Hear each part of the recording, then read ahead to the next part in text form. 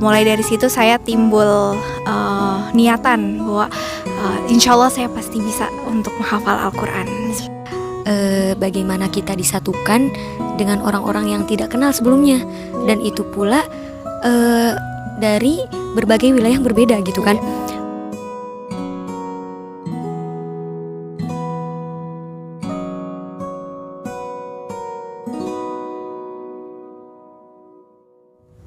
Assalamualaikum warahmatullahi wabarakatuh. Alhamdulillahilladzi arsala rasulahu bil huda wa dinil haqq lidhhirahu 'alad dini kulli walau karihal kafirun walau karihal musyrikun walau karihal munafikun.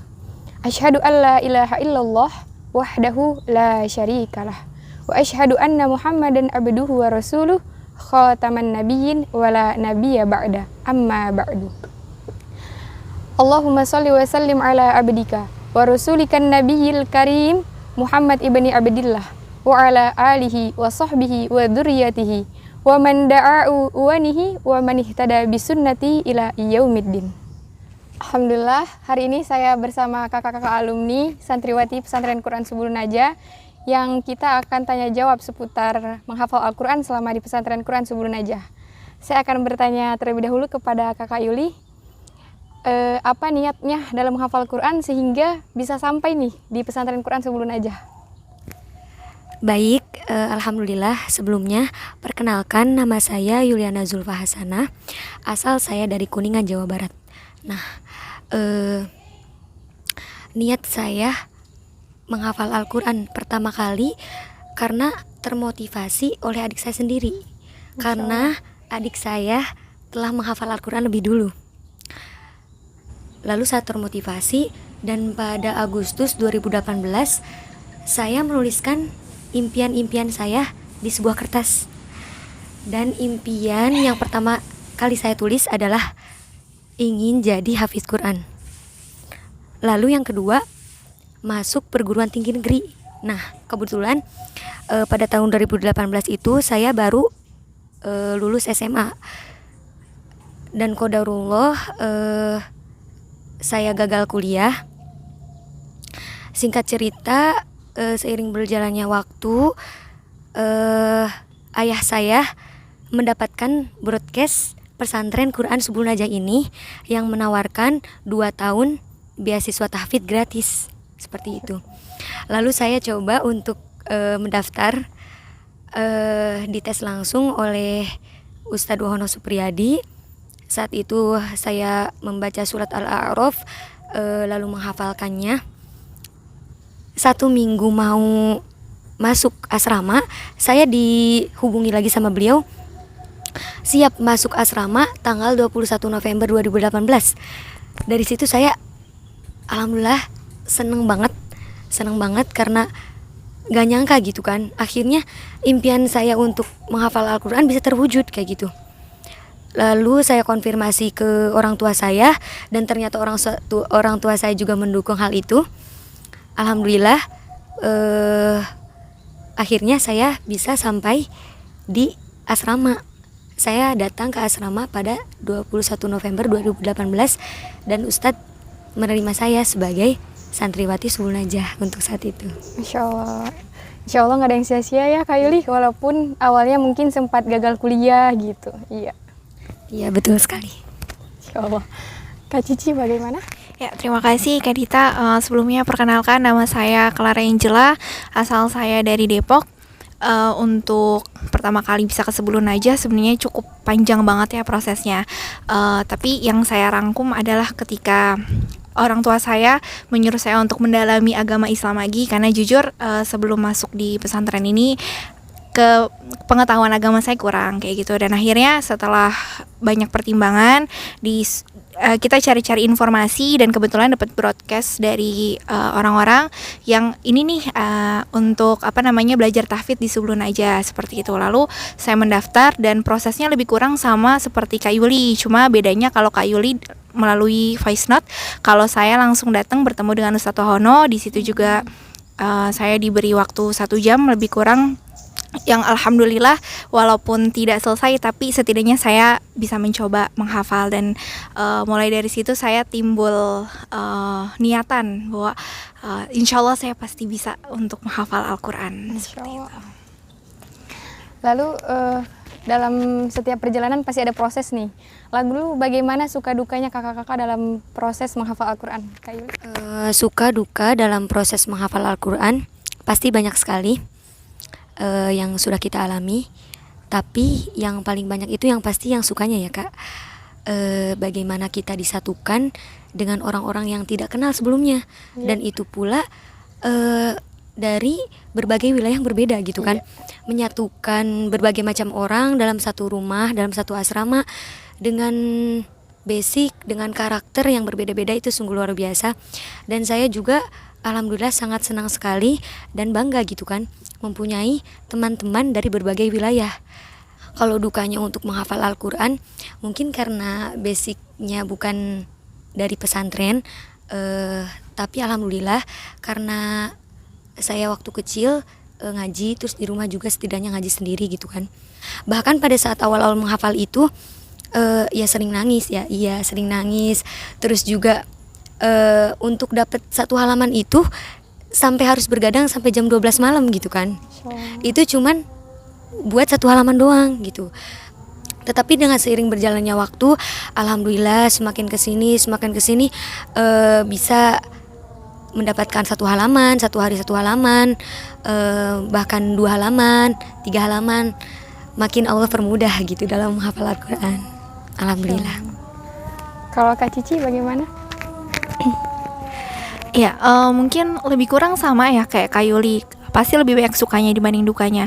Kalau dari aku sendiri sih lebih melihat kita banyak mengenal karakteristik yang berbeda kayak gitu. Karena itu juga jadi salah satu pengalaman kita untuk berkomunikasi dengan orang lain kayak gitu. Kita kan salah satu makhluk sosial ya.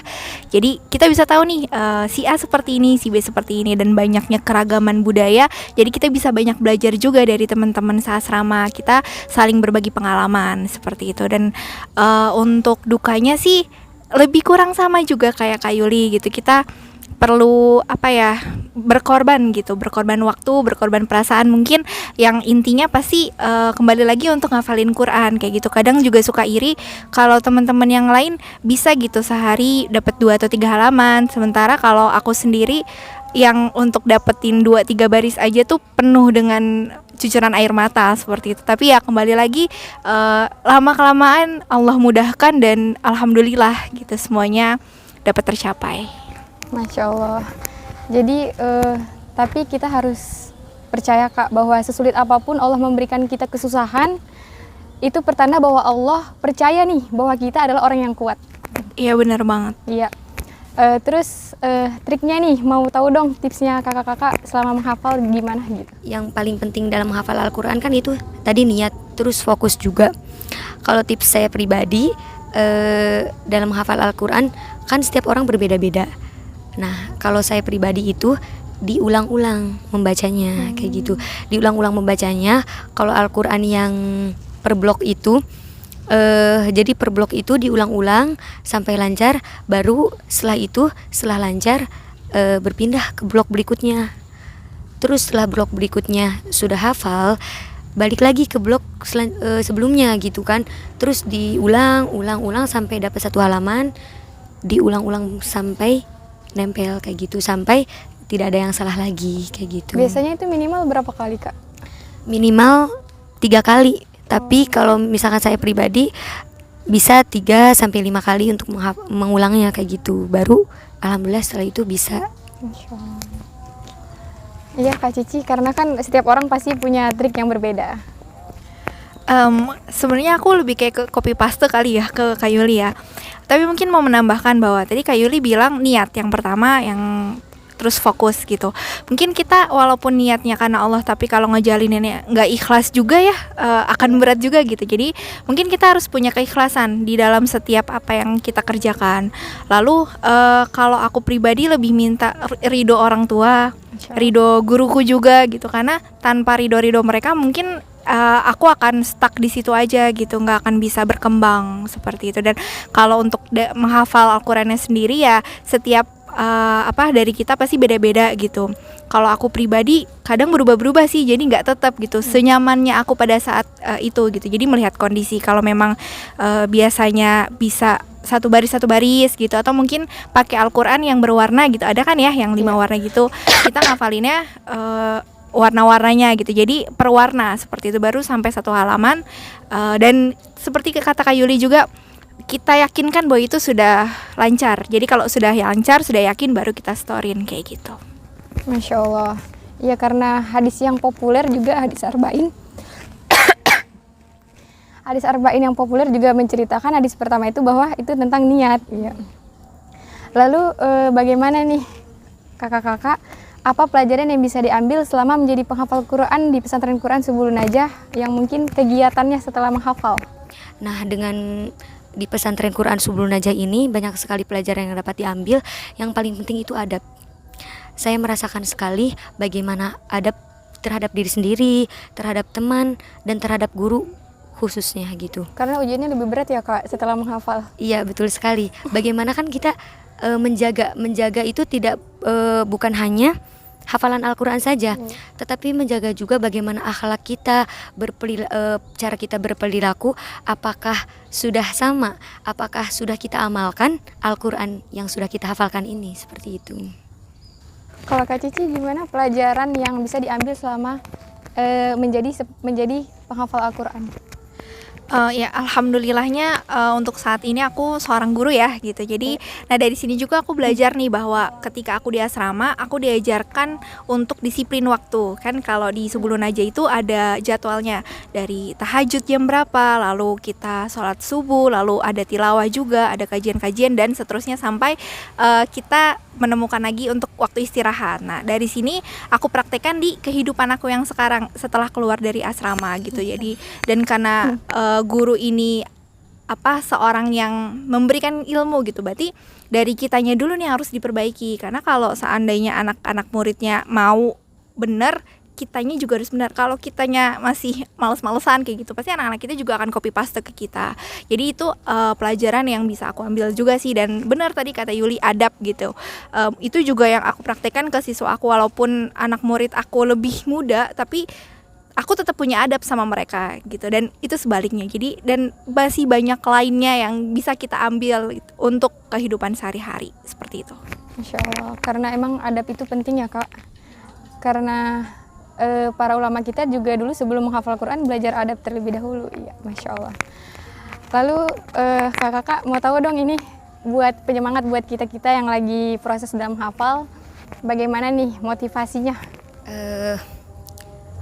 Ketika kita memilih menjadi seorang penghafal Al-Quran, jangan jadikan murojaah itu sebagai beban, tapi jadikanlah murojaah itu sebagai anugerah dari Allah, karena tidak bisa semua orang merasakan kenikmatannya.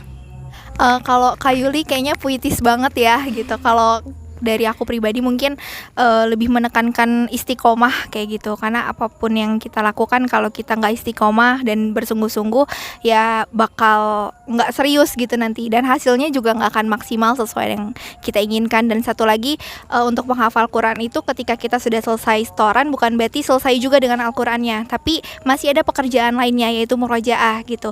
Murojaah ini adalah pekerjaan tetap kita sebagai manusia selama kita tinggal di dunia gitu. Jadi kalau seandainya teman-teman merasa bahwa hafalan Quran selesai gitu aja, enggak, itu tetap murojaah yang paling penting. Masya Allah. Jadi hati tanpa Al-Quran bagaikan kapal yang berlayar tanpa kompas.